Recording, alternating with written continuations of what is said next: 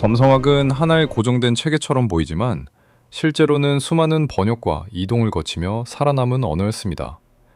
같은 황두대와 같은 행성을 보면서도 어떤 문화는 그것을 신의 계시처럼 읽었고 어떤 문화는 역사와 제국의 시간표로 읽었으며 또 어떤 문화는 다시 한 사람의 삶과 선택의 기술로 바꾸어 놓았습니다.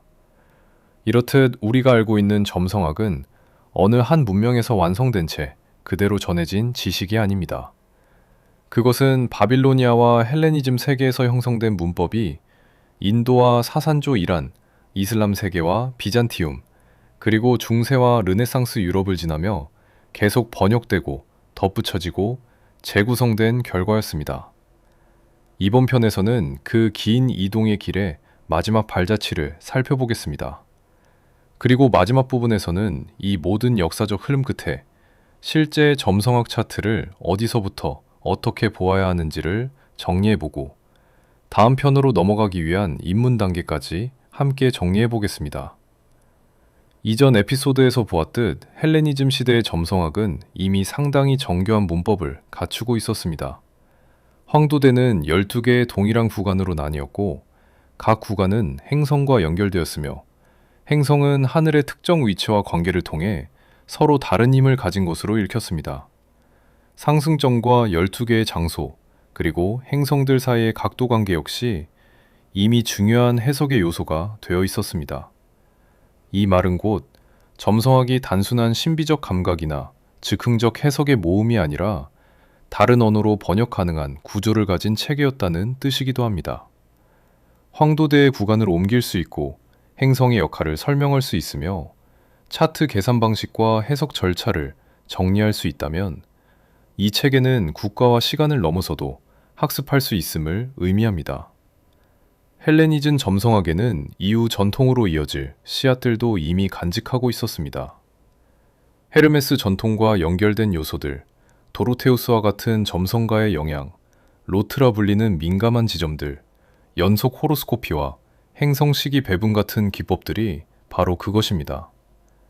즉, 이후 인도와 이란, 이슬람과 유럽에서 피어날 여러 가지 요소들은 이미 이 시기의 점성학 속에 담겨져 있었습니다.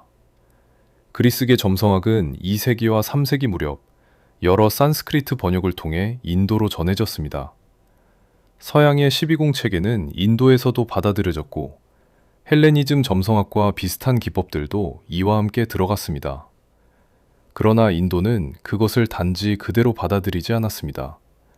인도 점성학은 이미 존재하던 베다 계통의 전통, 특히 달의 길을 중심으로 한 낙샤트라 체계와 만나면서 더 복잡한 구조로 확장되었습니다. 여기에 요가, 다샤, 안타르다샤 같은 시간 배분 체계가 더해지고 황도대 내부의 세분화도 더욱 정교해졌습니다. 심지어 행성수 자체도 달의 노드와 상상 행성 등을 포함하는 방향으로 확장되며 9행성 체계로 병모합니다. 즉, 인도에서 점성학은 같은 뼈대를 유지하면서도 전혀 다른 밀도를 가지게 됩니다. 헬레니즘 점성학이 구조를 중시했다면 인도는 그 구조 위에 더 세밀한 시간 해석과 우주론적 확장의 관념을 더한 셈입니다. 그래서 인도 점성학은 같은 뿌리를 가지면서도 전통 서양 점성학과는 또 다른 방향으로 발전한 거대한 새로운 점성학이 되었습니다. 사산조 이란은 점성학의 역사에서 매우 흥미로운 위치를 차지합니다.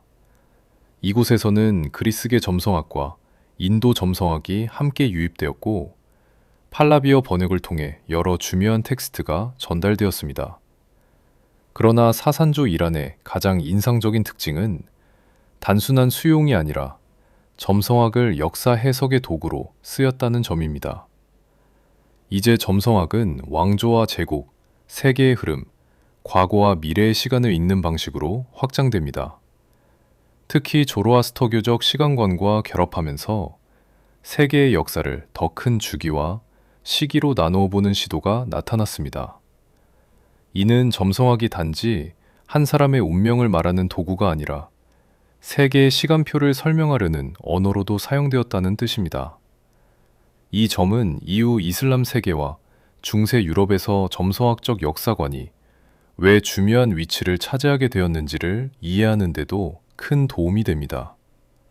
사산조 일화는 점성학의 지역적 변형이면서도 동시에 점성학이 얼마나 큰 서사를 담을 수 있는지를 보여준 사례였습니다. 8세기와 9세기에 이슬람 세계로 들어온 점성학은 하나의 단일 전통이 아니었습니다. 그것은 헬레니즘, 인도, 사산조 이란의 새 흐름이 동시에 들어온 것입니다. 즉, 이슬람 점성학은 처음부터 여러 전통이 만나는 교차점 위에서 성장한 것입니다. 이 과정에서 아부 마우샤르 같은 인물은 결정적인 역할을 합니다. 그는 사산조 이란의 역사 점성학을 더 확장하고 로트와 해석 요소들을 더 많이 고려하는 체계를 정리하며 철학적 설명도 덧붙였습니다. 그의 저작은 이후 라틴어로 번역되어 중세 유럽 점성학에 큰 영향을 미쳤습니다. 그래서 이슬람 세계는 단지 고대의 지식을 보존한 장소가 아니라 실제로 그것을 더 정교하게 만들어 다시 세계로 퍼뜨린 허브로 작용했습니다. 또한 이슬람권에서는 어떤 일을 시작하기에 좋은 시간을 읽는 카타르키, 즉 시작의 점성학과 질문에 답하는 점성술도 중요하게 발전했습니다. 그러나 동시에 신학적 비판도 강해졌고 특히 자유의지와 신의 개입을 약화시킨다는 이유로 지식인 사회에서 점차 압박을 받게 됩니다.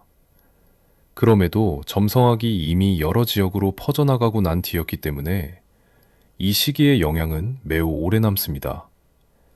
비잔티움에서는 여러 점성가들이 이전 헬레니즘 전통을 요약하고 편찬하는 작업을 남겼습니다. 그들의 작업은 독창적인 새 이론을 제시한 경우는 많지 않았지만 오히려 그 덕분에 더 이른 시대의 점성학을 이해할 수 있게 되었습니다. 6세기 이후 비잔티움에서 점성학은 기독교적 반대와 지적 쇠퇴 속에서 약화되기도 했지만 8세기와 9세기 이후에는 시리아어와 아랍어 번역의 영향 아래 다시 살아났습니다. 그리고 후대의 그리스어 정리본들은 르네상스에 다시 읽히며 유럽의 고전 점성학의 흔적을 돌려주는 역할을 하게 됩니다. 즉, 비잔티움은 화려한 창조의 공간이라기보다 오래된 점성학이 완전히 사라지지 않도록 붙잡아두는 저장고였습니다. 어떤 전통은 새롭게 발전하는 것만큼이나 사라지지 않고 버텨주는 통로가 중요합니다. 비잔티움의 점성학이 바로 그런 역할을 했습니다. 로마 제국 시기의 점성학 문헌 대부분은 그리스어로 기록되었습니다. 그러나 서유럽에서 그리스어 지식이 약해지자 실용적인 점성학도 함께 쇠퇴합니다. 단순히 책이 있었는가 보다 더 중요한 것은 그것을 읽고 계산할 수 있는 학습 체계가 있었는가 하는 점입니다. 이 체계가 무너지자 점성학도 서유럽에서 한동안 힘을 잃었습니다. 점성학이 다시 살아나는 계기는 12세기와 13세기 번역운동입니다. 스페인과 시칠리아에서 아랍어 점성학과 천문학 문헌이 라틴어로 번역되면서 서유럽은 잃어버렸던 점성학의 계산법과 해석법을 다시 배우게 됩니다. 다시 말해 유럽의 점성학 르네상스는 내부의 연속적 성장이라기보다 외부로부터의 재수입과 재학습의 역사였습니다. 이후 15세기와 16세기에는 그리스어 자료의 회복과 르네상스 인문주의의 분위기 속에서 점성학이 더 화려하게 꼽히게 됩니다. 궁정 문화와 학문 문화 속에서 점성학은 다시 하나의 권위를 얻지만 그 정점은 동시에 곧 위기의 시작이기도 했습니다. 15세기와 16세기 유럽에서 점성학은 다시금 꽃피었습니다. 그러나 바로 그 다음 세기에 점성학이 기대고 있던 우주론과 자연관이 근본적으로 흔들리기 시작합니다. 지구가 우주의 중심이라는 생각이 무너지고 행성의 운동을 이해하는 방식이 바뀌며 자연을 설명하는 물리학도 전혀 다른 방향으로 나아갑니다. 프톨레마이오스는 점성학을 불완전하지만 정당한 지식의 한 형태로 보았습니다. 그러나 근대 이후에는 점성학의 전제와 과학의 전제가 더 이상 같은 자리를 공유하지 않게 됩니다. 케플러처럼 점성학의 예측 가능성을 완전히 포기하지 않은 인물도 있었지만 전체 흐름은 분명했습니다. 점성학은 더 이상 자연 철학과 같은 방식으로 지식의 중심에 머물 수 없었습니다. 그래서 점성학의 역사는 단순한 성공과 실패의 이야기가 아닙니다. 그것은 한때 우주를 설명하는 언어였던 체계가 시대가 바뀌며 다른 위치로 밀려나는 과정이기도 합니다. 그러나 흥미롭게도 그 체계 자체는 사라지지 않았습니다. 오히려 다른 방식으로 살아남아 오늘날까지도 계속 읽히고 해석되고 있습니다. 이제부터는 실제 점성학 차트를 보는 방법에 대해서 간단히 정리해 보겠습니다. 이번 편에서는 입문 단계까지만 다루고 다음 편에서 이 과정을 실제 예시와 함께 더 자세히 설명하겠습니다. 차트를 볼 때 가장 먼저 보는 것은 보통 상승점입니다. 상승점은 태어난 순간, 태어난 장소의 동쪽 지평선 위로 떠오르고 있던 황도대의 지점입니다. 이것은 차트의 첫 번째 문과도 같아서 이후 12개의 하우스가 어떻게 열리는지를 결정하는 기준이 됩니다. 다시 말해 상승점을 본다는 것은 이 사람의 삶의 무대가 어디서부터 펼쳐지는지를 보는 일입니다. 그 다음에는 태양과 달을 봅니다. 태양은 차트 안에서 중심선과 의식적인 방향, 밖으로 드러나는 축을 읽는데 자주 중요한 출발점이 되고, 달은 정서와 리듬, 몸에 가까운 생활 감각과 연결되는 경우가 많습니다. 즉, 태양이 내가 어떤 방향으로 나를 세우는가를 보여준다면, 달은 내가 어떻게 반응하고 어떻게 살아가는가를 보여주는 쪽에 더 가깝다고 이해하면 입문 단계에서는 충분합니다. 물론 실제 해석은 훨씬 더 복잡하지만 처음에는 이렇게 큰 축을 잡는 것이 도움이 됩니다. 그 다음 단계는 차트 룰러를 찾는 것입니다. 차트 룰러란 보통 상승점이 놓인 별자리를 다스리는 행성을 말합니다. 예를 들어 상승점이 어떤 별자리에 있다면 그 별자리를 다스리는 행성이 차트 전체에서 중요한 안내자처럼 작용할 수 있습니다. 그래서 그 행성이 어느 하우스에 있는지, 어떤 별자리에 있는지, 다른 행성과 어떤 관계를 맺는지를 보면 차트의 중심 흐름을 잡는 데 큰 도움이 됩니다. 그 다음에는 주요 하우스를 봅니다. 하우스는 삶의 영역을 나누는 구조이기 때문에 어떤 행성이 어느 하우스에 놓여 있는가는 그 행성의 힘이 삶의 어느 장면에서 더 자주 드러나는지를 보여주는 단서가 됩니다. 같은 금성이라도 어느 하우스에 놓여 있는지에 따라 드러나는 무대가 달라지고, 같은 화성이라도 마찬가지입니다.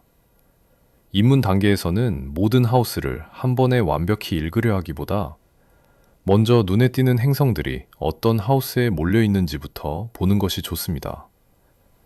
마지막으로 보는 것은 주요 각도 관계입니다. 행성들은 혼자 있는 것이 아니라 서로를 바라보고 밀어내고 조화나 대립적 관계를 이룹니다. 그래서 차트를 읽을 때는 단순히 어느 행성이 어느 자리에 있는지만이 아니라 그 행성들이 서로 어떤 기하학적 관계를 이루는지를 함께 보아야 합니다. 대체로 긴장된 관계인지 비교적 조화로운 관계인지부터 살피는 것처럼 큰 방향을 먼저 파악하는 것이 입문 단계에서는 중요합니다.